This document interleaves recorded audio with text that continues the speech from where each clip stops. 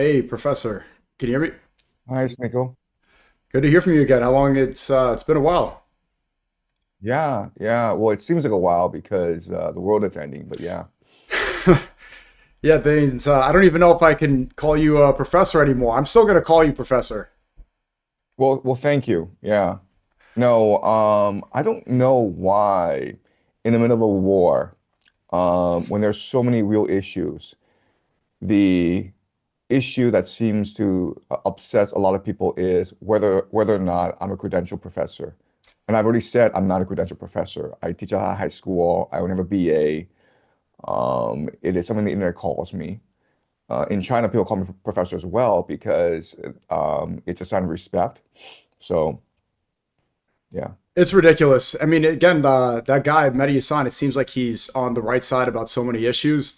I think a lot of people don't actually watch your long form content. So many people that are part of this attack campaign against you, they're seeing clips taken out of context. One where you're making a joke about the Messiah, and it's like, does he want to start a cult? I'm like, he's so clearly joking. I watch your lectures. I really appreciate the work you do, and I didn't get to see the new Trump one, but I recently saw the Pax Judaica Rising. I'm always taking notes, and you say in almost all your lectures that you're a high school teacher, so they really don't have anything on you. Yeah, I don't understand why they're obsessed with this particular issue. So there have been three major attacks against me. The first is whether or not I'm a professor, and clearly I'm not a professor, and I've been very honest and candid about this. The second is that I am an anti-Semite, that I'm a Holocaust denier, and that's something that I've addressed before. And the third is that I'm a spy. And depending on the time of day, I'm either a spy for Mossad or a spy for the CIA or for the Communist Party, or I'm a secret society. I'm Skull and Bones. It's silly how many accusations I get that I'm a spy. But we can talk about any of this if you want. I mean, you said it correctly. There's so much more important things to talk about right now. There's been major developments. I'm sure you saw the tweet from Trump saying, "Praise be to Allah," and cursing at 5 a.m. and saying, "Open up the effing Strait of Hormuz," again, which you predicted. I would like to see more people give you credit for that because if you watch your lectures, you really spelled out the asymmetrical warfare correctly, the strategy that Iran is using about the downfall of American empire being hubris, which is so clearly why Trump is making all these errors, why he thought it was going to be another Yeah. Venezuela. That's what I think we should talk about. Okay, absolutely. Yeah. Yeah. Yeah. But I also saw, I mean, personally, I saw a lot of your fans were saying that you were thinking about uh, stepping back. I saw you posted something on Substack. Has it been overwhelming? So you've had a major rise, I think, obviously because you got so much of this right. But personally, how are things for you? I was gonna reach out and email you, but I didn't. Maybe I should have. Right. Yeah. So March was really hard because when the war started February 28th, I couldn't sleep for 2 weeks because I was so anxious and afraid. I have three kids. I'm just worried about the world that they will inherit. And I was just following the news for 2 weeks straight, and my mind was like a beehive. And there were also some attacks against me. There was clearly a smear campaign that was coordinated because certain influencers were using the same talking points and using the same. Um, it seemed as though they got the same memo basically, but I really didn't mind that. I was more concerned about like where this war might go and where this might lead. It was making me very anxious. And and then a lot of people reached out. And I was overwhelmed with media requests, and I had to turn a lot down just because I had just so many commitments. I wanted to like maintain teaching my class, and I reached a point where I actually don't want to do this. I don't want to be the center of a storm. I don't want to be the center of attention. Like what I specialize in is doing deep analysis, and trying to tie current events to historical patterns and try to offer some insight and clarity as to how the future might reveal itself. And that's something I've been doing for the past 2 years. It's something I really enjoy doing. And in the beginning, when I only had like 20,000 fans, it was really rewarding. It was very edifying. Everyone was really happy to have found me. It seemed as though it was a really small club, and everyone enjoyed being in it. But then, as you know, this past year, I became more and more prominent. And then in March, I just sort of blew up everywhere. And that put me in the eye of the storm. And, and I asked myself, the question I asked myself is, am I capable of still doing insightful analysis while being a celebrity of some sorts? And if the answer is no, then I should stop being a celebrity and continue doing research and teaching because that's my value to the world. That's what I should focus on. And so I was seriously considering just not doing YouTube and taking some time off and just trying to clear my head and trying to get some perspective on what's going on because I don't want to be influenced by this attention. I don't want um, to be a player in this game, right? But as things moved on, I recognized that the internet it has no attention span. You know, you, and eventually people just shift focus, and I was able to manage my schedule more properly. My plan now is I want to continue teaching until the end of the semester when my contract runs out. And then I want to do more traveling to see more of the world and hopefully do some lectures because I talk a lot about geopolitics, but I think it's very important to experience the world. So I've been invited back to a conference in Moscow in late June, and I'm really excited about that because I've never been to Russia, even though I talk a lot about Russia. I would love to visit Japan at some point because I've never actually visited Japan. I would like to go to Europe, and I would like to go back to the United States, visit South America. So I really think it's important for me to do more deep dive research, and I want to continue to do my YouTube because I built a very strong following, and they really enjoy learning from me. I want to continue doing my Substack. At some point, I want to switch gears and write a book to really systemize game theory in a way that allows people to start thinking in terms of game theory themselves. And yeah, so right now, I was in mid-March, pretty anxious, pretty depressed with the state of affairs. And I felt that for my mental health and for the sake of my family, I should take some time off. But fortunately, I've been able to manage a lot of stress more effectively. And so I like to continue doing what I'm doing, but at a much more manageable schedule. So basically cut back on media requests, podcast interviews, and maybe scale down the teaching. Before I was uploading like 3 lectures a week, and that was pretty unsustainable. So maybe in the future I'll move towards 1 or 2 lectures a week. So continue to update my community, continue to educate my community, but making sure that it's long-term sustainable. I'm happy to hear that. I was worried. And I think I didn't reach out because I'm like, okay, you have it figured out. I'm sure you saw the attacks and you knew.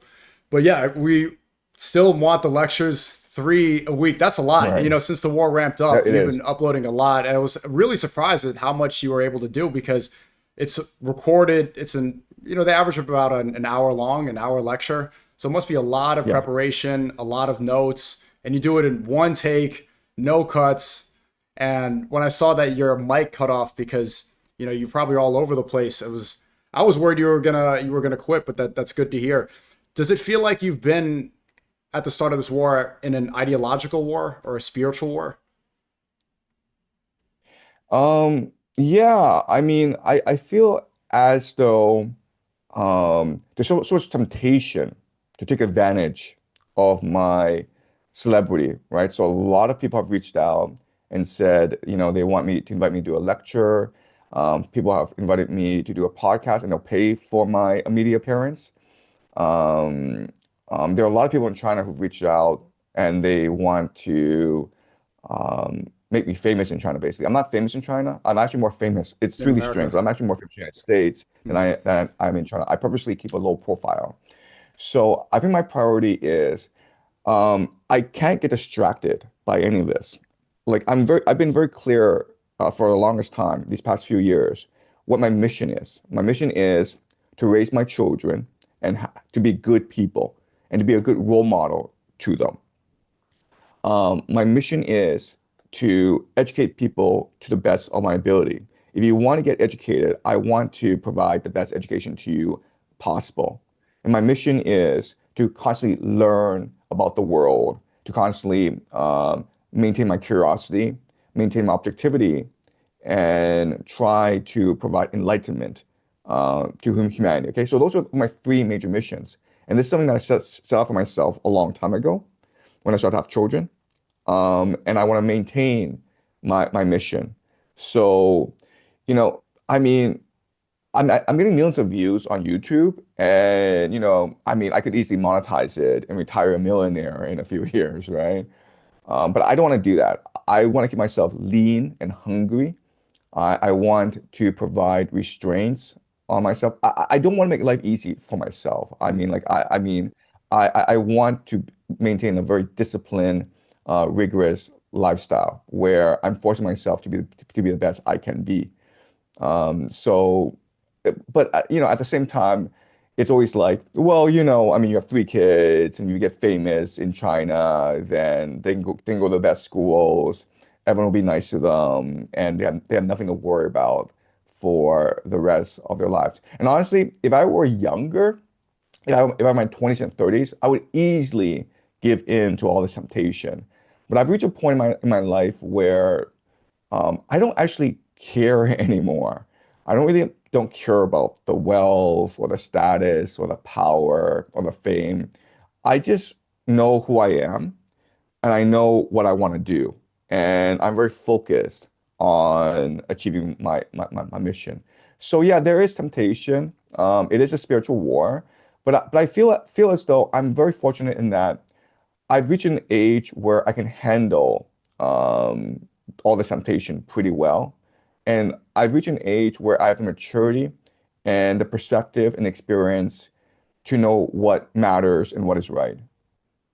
I mean, you got it right. All the media appearances that you've been on, you were on the Tucker Show, you were on Piers Morgan, and on the last appearance you had on my stream, you mentioned how you thought the Patrick Bet David show was going to be a setup. You got it spot on. They recently posted a podcast and a video where they were criticizing and they were saying that you were a fraud because of that clip. Obviously, well, that was showed that you predicted that attack just like you predicted the attacks on Iran. So were you? Wait, so I will be on his show tomorrow.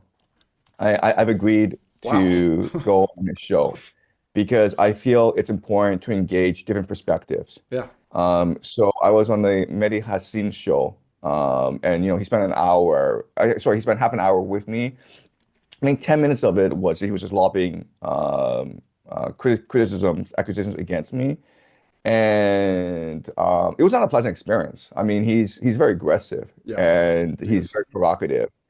But I felt that for my audience, it was good to see me in this sort of situation. It's good that I'm not in a bubble and that I'm willing to hear different perspectives. And so I think it's important for me to confront my critics and to provide my side of the story. We talked about this last time, but I think the most important thing is to be open-minded and to engage people in good faith debate. Some people may not have good faith, but I think it's very important to set the principle of it's really important to engage in debate just for your own self-learning. Remember last time we spoke, you were saying that a lot of these debates or loud panels can be a waste of time, and it's better to sit down with somebody you disagree with and have a contentious conversation. But how do you differentiate those loud debates between an exchange of ideas? Right. So, I mean, I think a very quick litmus test is how long is it going to be. If it's 10 minutes, you know they're looking for sound bites. Because I've been on TV before, and I know what TV is like. They're looking for, the gotcha moment. But so Patrick Bet David, to his credit, has given me 2 hours. So it'll be a 2 hour conversation. And so I think I have enough time to elaborate on certain points that I was not able to elaborate on, say, maybe Piers Morgan, because that was 15 minutes, right? And the other thing is how many people are in this debate, right? So if you go on Piers Morgan, the panel, there's like three or four people. They're all shouting over one another, and I don't really enjoy that sort of thing. But I think with Patrick Bet David, it'll be me and his people. I So would there are love no to other see that. guests. I mean, they have been pushing the war quite a bit. I saw recently, I don't know if Patrick was on it, but they had several of the other co-hosts. They were essentially saying that they want to keep on escalating this conflict, which you've spelled out in your lectures it's just going to be a disaster. I like what Joe Kent said. He said that they should retreat and they should try to negotiate and work with Iran to reopen the Strait of Hormuz. There's no other opportunity. It seems like they're getting closer to a ground troop invasion. So if they keep making this mistake and listening to people like, I don't know if you know Loomer, she's saying that she wants the United States to bomb all the mosques in Iran. I'm not even exaggerating, to bomb their power plants. It seems like that was just hit, and Iran's refusing to negotiate at all because they hit the power plants. And a lot of this is straight up war crime. It doesn't even seem like war crime has a real meaning anymore because they are not going to face pressure from the Geneva Convention, from the United Nations. They just get away with it.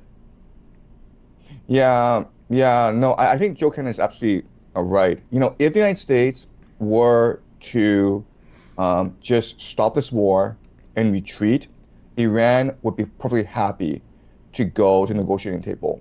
Because what people forget is that there are different factions within Iran as well. There are many factions who don't want this war to continue because obviously this would be devastating for the civilians. And it's going to take years and years to build back a lot of infrastructure.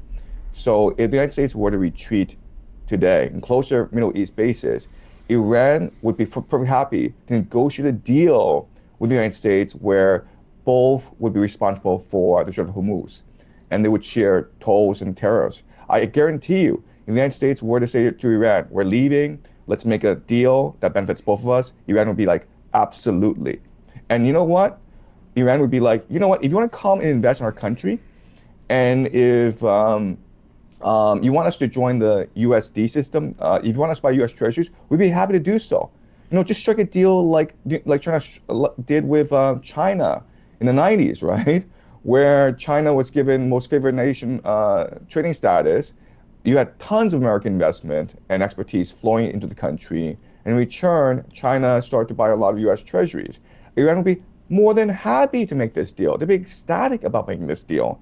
So the big question is, why not make this deal? It's mutually beneficial. It's win-win. It would bring peace to the world. The art of the deal. But The art of the deal, yes. we know, Yes. I mean, look, if you watch predictive history, you could see that that's not going to happen. This is the effect No, of no way in hubris. hell it's going to happen. I mean, just look what Trump's saying. I mean, this morning, that's what he should do. That's obviously the only outcome. It's going to be a disaster. He is completely losing his mind. I don't know if you think that he has some cognitive issues going on. It seems like a senile old person. It's a straight up disaster. And since the last time I spoke to you, Pam Bondi has now been fired. They're saying that she's going to be repositioned in the private sector. She's no longer Attorney General. Hegseth was questioned and pressed for firing 8 top generals within the military. It seems like, although, I mean, they've been declaring victory for 4 weeks. I don't know what type of victorious war this is if nothing was accomplished besides killing civilians. The Strait of Hormuz is closed. Our economy is up. Oil's up. Everything that you have laid out in your lectures has come true. And this is probably going to keep being the disaster that it is. In your last, in the Pax Judaica Rising lecture, you were talking about how this is probably going to be the decline of an American empire. Do you still hold that position? Yeah, I absolutely do. I think this is the end of American empire. The thing about war that people don't appreciate, because it's been a long time since we fought a real war, is that war makes people crazy, right? It's like if you're in a fight, and maybe you didn't mean to get in the fight, and maybe in the beginning, the fight was over the pettiest things, and the observers think, oh well, they just argue and push each other and then punch each other, but then this thing will stop. But once you get in a fight, the adrenaline takes over, right? And you just want to win no matter what, and you can do anything to win. So what's happening is that the American military, maybe they were not in for this war, but now that they're in this war, they want to win this war at all costs. And you look at a guy like Peter Hegseth, whenever he does a press conference, I swear to God, it's almost like he talks war as though he's having an orgasm. I mean, do you get that impression where like he just loves this, right? Yeah. When he says like negotiating with bombs, it's like he's climaxing. Yeah. Like it's sick.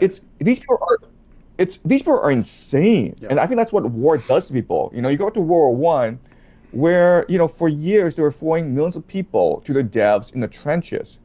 They were ordering millions of men to go run into machine gun fire. And then you're like, why would they do that? That's irrational. But you have to understand, war makes people crazy. So as this thing progresses, you're going to see more craziness, more madness on the part of Trump and Hegseth.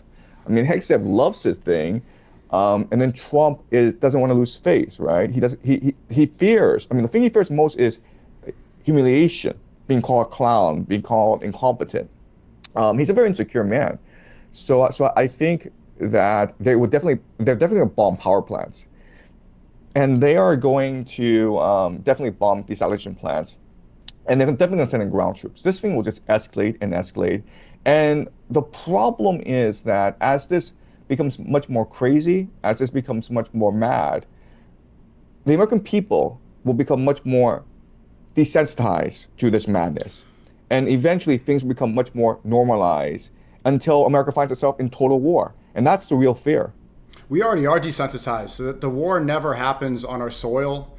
We are so far away from these conflicts. The vast majority of people I did an interview or I talked to people in the subway station, most of them, they are following the idea of ignorance is bliss. They just like, I don't want to read about it. And it's just in comparison, you think about the people in Iran, they don't get to think that way. It's not like, I'm just going to turn my brain off to it because it hurts my feelings. They have to think about it because it's life. But for us, the great tragedy is information. So it's the desensitization that you could see in America. It stretched to Gaza and around the world. Americans getting more upset about Harambe than they are about this conflict. And I have been extremely alarmed that we are so desensitized. What I'm also realizing is you're talking about the insanity of it, and Hegseth saying that we negotiate with bombs. He is treating it like it's a video game. He talks about it, and even their marketing of this war is like an 80s action movie, like it's Rambo or Scarface. They're posting golf edits and it turns into a bomb. They really do believe that this is playing a video game in a way. I don't think that they view it as human life at all. If you look at the drone footage that they're posting, it's as if they're using an Xbox controller. I think a lot of people have seen, well, because it's Easter, that the evangelical sect, which doesn't represent all Catholics and all Christians, all Orthodox, specific to the evangelical Christians, Paula White, Trump's spiritual advisor, what she's doing, blowing into the microphone and getting people to do exorcisms, the fact that they're trying to pray for this war and turning Trump into an idol. Trump is using, Messiah-like rhetoric. What is the truth about evangelical Christians? How are they so not all of them, but they are using some really insane rhetoric? Well, 2 years ago, when I was posting my lectures to YouTube, I said there'll be three major reasons for a U.S. invasion of Iran. And the three reasons were, number one, Christian Zionism, the evangelicals in America. Second was Saudi Arabia. And the third is hubris, empire, right? So for me, Israel is not a factor, a larger factor as people assume it to be. I think the Christian Zionists are a much larger problem. I agree. And so for them, this war in the Middle East is the fulfillment of biblical prophecy, meaning that this will eventually culminate with the second coming and the return of Jesus and the rapture. And so if they can provoke events in a certain way, then it will cause a domino effect, a chain reaction, which will lead to the end of the world, right? And so the certain conditions they have to meet is one is a war in the Middle East, which is happening right now. Second is the destruction of the Al-Aqsa Mosque and the building of the third temple. This will happen, I think, within the next 2 years. It will happen very, very soon. And I think it's going to shock people. If you don't believe that this war is eschatological or religious in any way, when the Al-Aqsa Mosque is destroyed, I guarantee you will start to believe this is a religious war. Anti-Semitism is actually a very important part of the puzzle as well, because they need the Jewish diaspora to return to Israel. And then you have the Jewish Messiah, the coming of the Jewish Messiah. And then you have the war of Gog and Magog. Okay, so you have these. You need to have these different elements in place.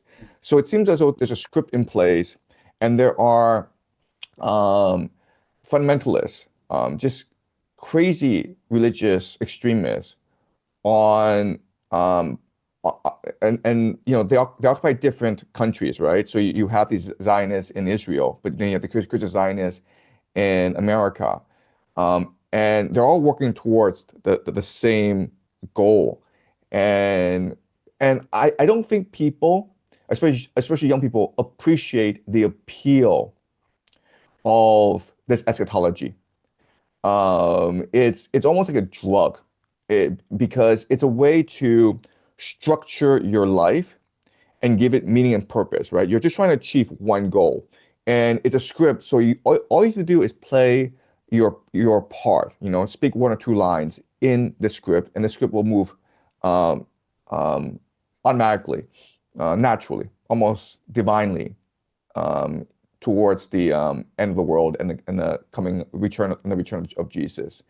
And people don't appreciate how powerful this movement is, because if you look at the stats, okay, about a quarter, 1/4 of Americans are evangelicals, okay? Most are not Christian Zionists, so maybe about 10% are Christian Zionists. But then you're talking about, like, at least in America, 10 to 20, 30 million people who are Christian Zionists, okay? That's a lot of people, because remember, not only do they believe this stuff, but they're actively contributing and acting towards achieving this vision, which means that they're donating money to this cause. So there's a pastor named John Hagee, Hagee, and he runs an organization called Christians United for Israel. It's about 7 million people. They have 7 million people in this group.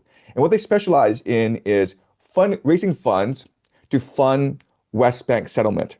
Okay, so these are the people driving a lot of the conflict in the Middle East, because they want the Jews to return to Israel, which would initiate a chain of events that would lead to the return of Jesus. So they do fundraising, but also they will also work for the government. They'll lobby politicians.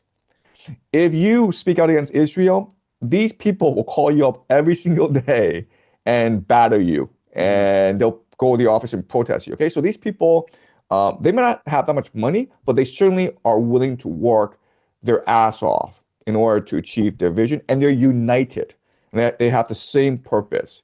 And then you combine this with AIPAC money, right? The AIPAC people and all these Jewish Zionist billionaire money, and they become like an unstoppable political force in America. Mm-hmm.